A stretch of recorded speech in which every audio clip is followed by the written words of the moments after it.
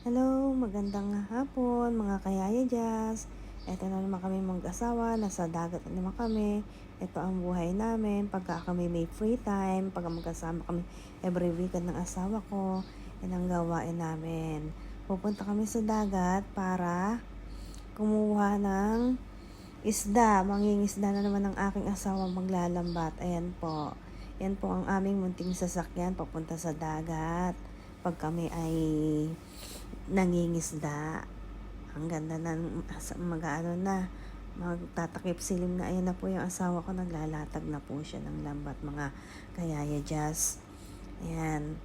Ang aming malalambat dyan na isda ay bangos. Ayan na ang aking asawa. May huli na agad siyang bangos. Ayan. Sa awa naman ng Diyos, hindi naman kami nawawala ng huli dyan kahit paano malaking bagay para makasurvive kami ng pang ilang araw